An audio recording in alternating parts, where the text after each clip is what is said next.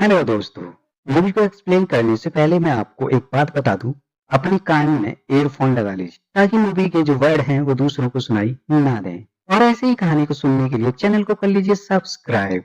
Movie की शुरुआत में हमें एमी नाम की लड़की को दिखाया जाता है जो अपना घर छोड़ के कहीं जा रही होती है क्योंकि उसके पापा एक जुआरी थे और उनके लिए एमी बहुत लकी थी, इसलिए उससे वह जुआ खिलवाते थे। लेकिन एमी को ये सब करना पसंद नहीं था। वो आगे पढ़ना चाहती थी और अपनी मर्जी से अपनी लाइफ जीना चाहती थी, इसलिए वह सिटी में अपनी फ्रेंड रीवा के पास आ जाती है। वो दोनों एक दूसरे से मिलकर बहुत खुश होते हैं। उसके बाद रीवा एमी को अपने रूम पर लेकर जाती है तो एमी रीवा से कहती है, तुम्हारा रूम तो बहुत अच्छा है और काफी साफ भी है। रीवा बताती है कि मैं यह सब अपनी बॉयफ्रेंड के लिए करती हूँ जिसका नाम सफली है। जिसके बाद रीवा एमी को बताती है कि आज रात को हम एक स्ट्रीट फाइट देखने जाएंगे। तो एमी मना कर देती है लेकिन रीवा उसे जबरदस्ती चलने को कहती है। वही सीन शिफ्ट होता है और हम उसी स्ट्रीट फाइट का सीन देखते हैं जहां पर रीवा और उसका बॉयफ्रेंड और एमी भी आए थे। लेकिन एमी को ये सब बिल्कुल पसंद नहीं था। तभी वहां ट्रेविस नाम का बॉक्सर आता है जिसको देखकर एमी की तरफ झांक उठती है और वो उससे पहली नजर वाला प्यार कर बैठती है। इसके बाद फाइट शुरू होती है और उन दोनों बॉक्सर के बीच फाइट होने लगती है। लेकिन ट्रेविस काफी पॉपुलर फाइटर था इसलिए वह आसानी से फाइट जीत जाता है। इससे एमी काफी इम्प्रेस होती है। इसके बाद एमी जब घर जाती है तो वो ट्रेविस को फील करने लगती है जैसे कि वो उसे बहुत चाहने लगी हो। अगले दिन एमी पैसे लेकर कॉलेज जाती है जहां वो एडमिशन करवाकर रीवा और उसके बॉयफ्रेंड के साथ बैठी होती है। तभी वहां ट्रेविस भी आ जाता है लेकिन एमी उसके सामने ऐसे बिहेव करती है जैसे उसके अंदर कोई फीलिंग ही ना हो। लेकिन ट्रेविस उसके साथ फ्लर्ट करने लगता है। वह देख एमी उससे कहती है कि तुम मेरे टाइप की नहीं हो, लेकिन मेरे साथ फ्लर्ट मत करो। यह सुनकर ट्रेविस वहां से चला जाता है। फिर एमी जब अपनी क्लास में होती है तो वो पढ़ने की जगह कहती है कि तुम यह मत समझना कि मैं तुमसे प्यार करने लगी हूँ और ना ही मैं तुम्हारे साथ सोने वाली हूँ। यह सुनकर ट्रेविस कहता है, मैं तुम्हें रात को पिक करने आऊंगा, और वो चला जाता है। जिसके बाद हम रात का सीन देखते हैं जहां ट्रेविस एमी को पिक करने आया था लेकिन एमी ट्रेविस के साथ जाने से मना करने लगती है, पर ट्रेविस उसे किसी तरह मनाकर अपने साथ ले जाता है और वह साथ में बहुत टाइम स्पेंड करते हैं। अगले दिन एमी जब रनिंग कर रही थी तभी उसकी मुलाकात पार्कर नाम के लड़के से होती है क्योंकि एमी ने पार्कर के 6 करोड़ के सामान को नुकसान पहुंचा दिया था।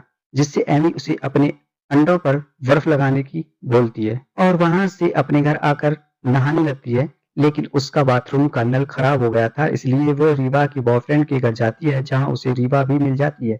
एमी उससे कहती है, मेरे रूम का नल खराब हो गया इसलिए आज रात मैं यहीं रहूंगी, तो तुम्हारे बॉयफ्रेंड को कोई दिक्कत तो नहीं होगी ना। तभी ट्रेविस जो रीवा का बॉयफ्रेंड था वो बताता है कि तुम यहाँ रुक सकती हो, बस ट्रेविस के रूम में मत जाना बस।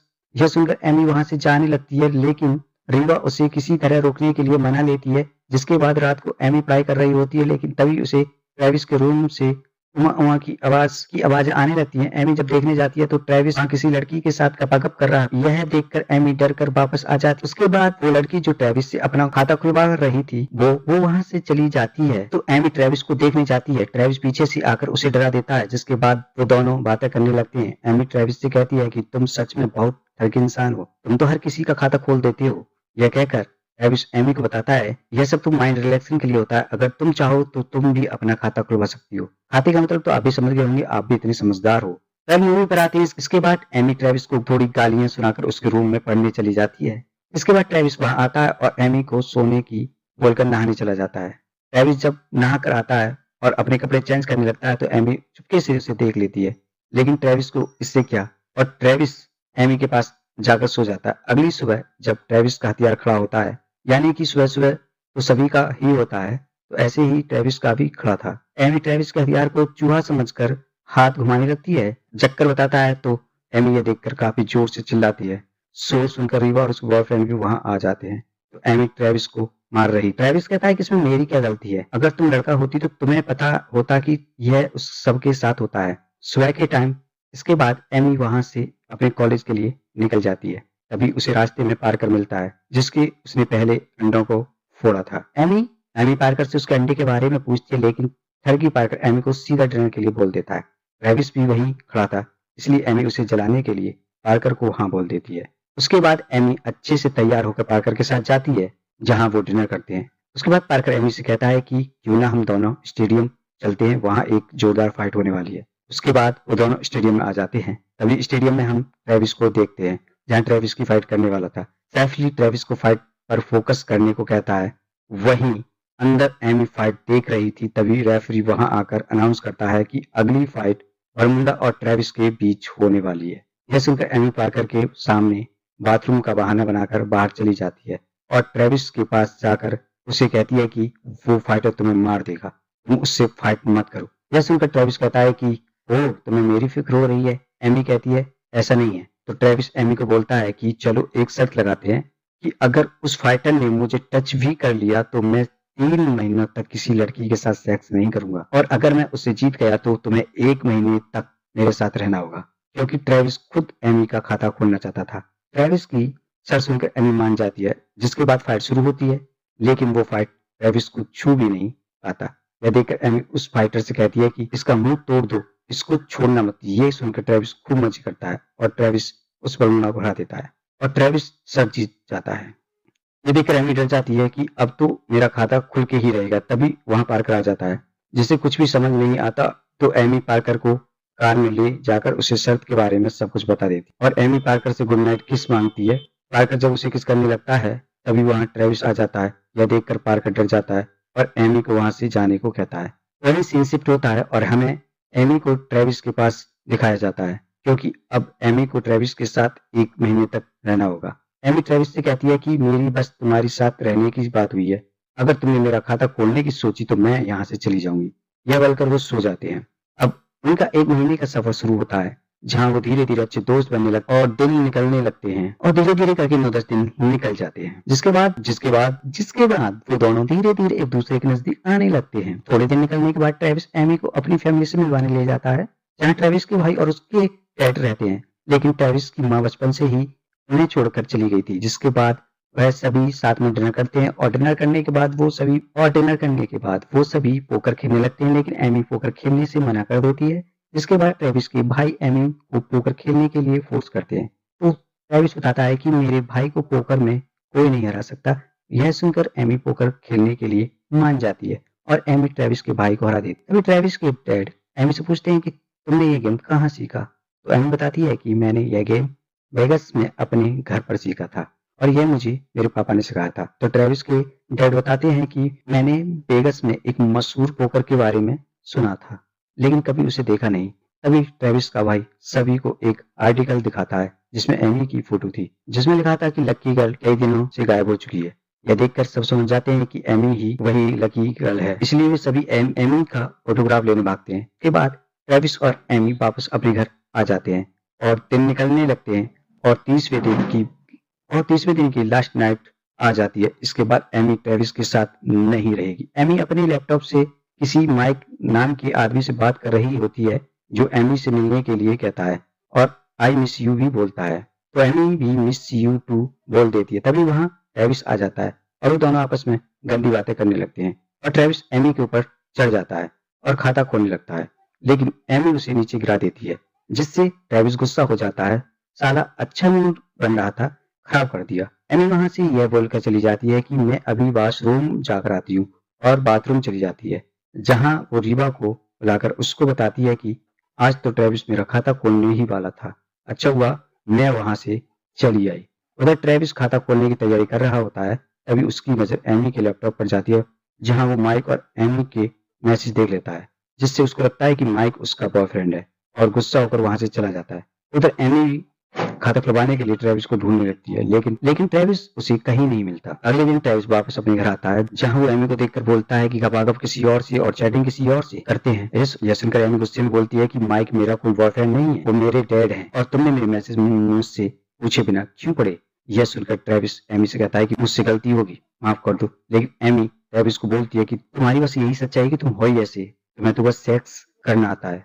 यह बोलकर वो वहां से चली जाती है।